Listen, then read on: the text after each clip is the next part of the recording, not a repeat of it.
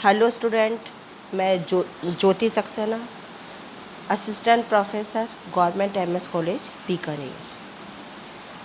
मैं आपके सामने फर्स्ट ईयर का फर्स्ट पेपर का फर्स्ट चैप्टर जिसके बारे में कल मैं आपसे चर्चा कर चुकी हूँ, जिसमें हम लोक प्रशासन के अर्थ और क्षेत्र के बारे में बात कर चुके हैं। आज हम लोक प्रशासन की प्रकृति के बारे में बात करेंगे। लोक प्रशासन की प्रकृति को जानने से पहले हमें लोक प्रशासन के दो स्वरूपों को जानना जरूरी है। एक विषय के रूप में लोक प्रशासन के अंदर सिद्धांत और नियमों का अध्ययन किया जाता है। एक प्रक्रिया के रूप में लोक प्रशासन के अंदर सरकार द्वारा किए जाने वाले सारे कार्यों में लोक प्रशासन अपनी उपस्थिति को दर्ज करवाता है। लोक प्रशासन की प्रकृति को दो भागों में बांटा गया है। पहला प्रबंधकीय या एकीकृत प्रकृति, दूसरा विज्ञान या कला। प्रबंधकीय प्रकृति के समर्थकों का ये कहना है कि लोक प्रशासन में केवल उच्च अधिकारी के कार्यों का अध्ययन किया जाता है, जबकि लोक प्रशासन की एकीकृत प्रकृति के समर्थकों का ये कहना है कि लोक प्रशासन के अंदर जन कल्याणकारी कार्य किए जाते हैं, जिसके तहत आर्थिक विकास, शांति और व्यवस्था बनाए रखना, राष्ट्र की सुरक्षा करना आदि कार्य शामिल हैं। इसलिए लोक प्रशासन में उच्च और अधीनस्थ दोनों कर्मचारी के कार्यों का अध्ययन किया जाता है। लोक प्रशासन को कुछ लोग विज्ञान या कला मानते हैं। विज्ञान मानने से पहले हमें विज्ञान को जानना जरूरी है। विज्ञान तथ्यों पर आधारित क्रमबद्ध ज्ञान को विज्ञान कहते हैं। विज्ञान अनुसंधान का तरीका है। इसमें तथ्यों का वर्गीकरण किया जाता है, उनका अध्ययन किया जाता है और उनके महत्व को जाना जाता है। विज्ञान के अंदर वैज्ञानिक विधि का प्रयोग किया जाता है, अवलोकन किया जाता है, तथ्यों का वर्गीकरण और संग्रहण किया जाता है, उनका प्रस्तुतिकरण किया जाता है, उनमें कार्य और कारण संबंधों का पता लगाया जाता है, सिद्धांतों का निर्माण किया जाता है और भविष्यवाणी की जाती है। विज्ञान को हम दो भागों में बांटते हैं। प्राकृतिक विज्ञान, जिसमें वनस्पति शास्त्र, रसायन शास्त्र और भौतिक शास्त्र शामिल है। दूसरा है सामाजिक विज्ञान, जिसमें राजनीति विज्ञान, इतिहास, अर्थशास्त्र, लोक प्रशासन शामिल है।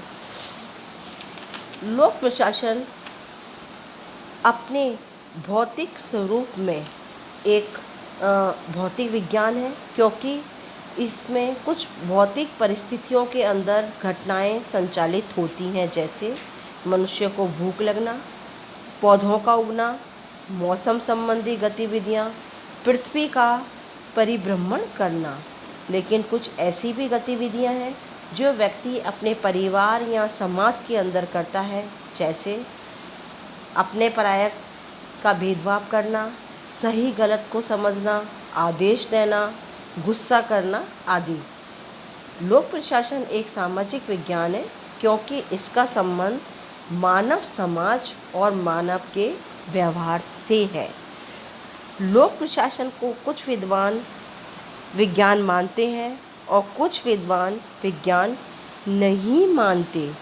जो लोग लोक प्रशासन को विज्ञान मानते हैं, उनका ये कहना है कि मौसम विज्ञान में कई बार भविष्य गणित हो जाती है, लेकिन फिर हम उसे मौसम विज्ञान ही मानते हैं।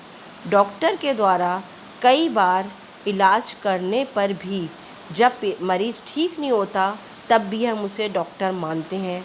तो क्या हम लोक प्रशासन को विज्ञान नहीं मान सकते? हो सकता है इसकी भविष्यवाणियाँ गलत हो, लेकिन भविष्य में हमेशा ही गलत होती रहेंगी, यह कहना उचित नहीं होगा। उनका ये कहना है कि लोक प्रशासन के पास अपने कुछ सार्वभौमिक सिद्धांत, जैसे पदसोपान, आदेश की एकता, नियंत्रण का क्षेत्र, केंद्रीकरण और विकेंद्रीकरण जैसे प्रभावी सिद्धांत हैं। लोक प्रशासन के पास अपनी अभी प्रयोगशाला नहीं है, लेकिन भविष्य में उसकी प्रयोगशाला भी बन जाएगी। लोक प्रशासन में भी प्रशासक वैज्ञानिकों की तरह भविष्यवाणी कर सकते हैं।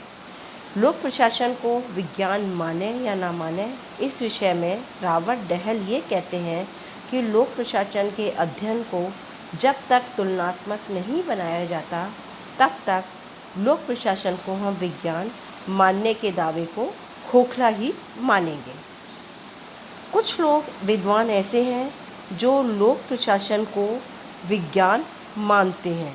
उनका ये कहना, विज्ञान नहीं मानते, उनका ये कहना है कि लोक प्रशासन का संबंध मनुष्य से है और मनुष्य की अपनी इच्छाएं, भावनाएं और संवेदनाएं होती हैं जो पल पल बदलती रहती हैं। इसलिए लोक प्रशासन को विज्ञान नहीं मान सकते। लोक प्रशासन का क्षेत्र बहुत बड़ा और व्यापक है।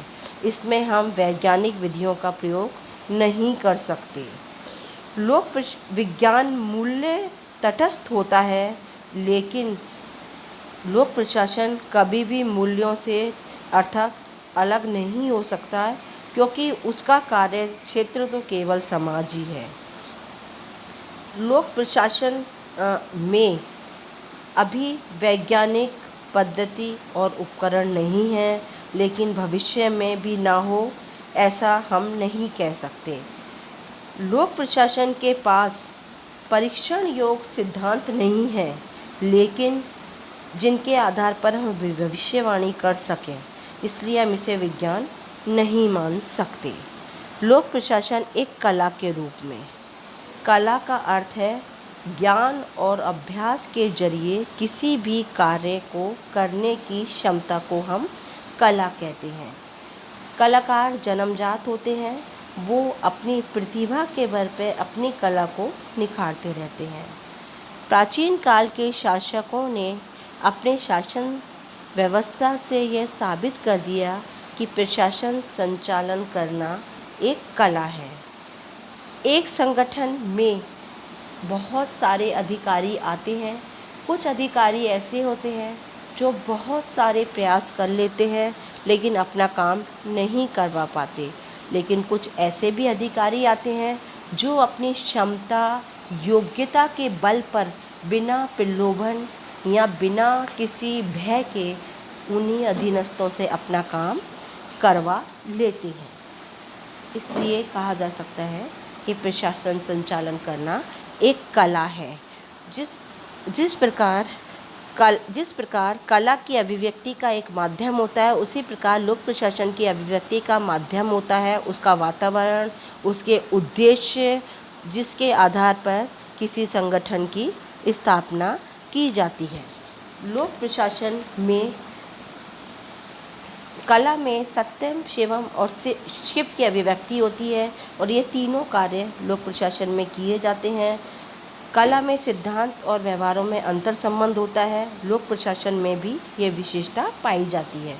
कला में सृजन क्षमता होती है, वो नए नए प्रयोग करता है। इसी प्रकार लोक प्रशासन के द्वारा भी नए नए प्रयोग किए जाते हैं। इसलिए कहा जा सकता है कि लोक प्रशासन कला और विज्ञान का मिला जुला रूप है।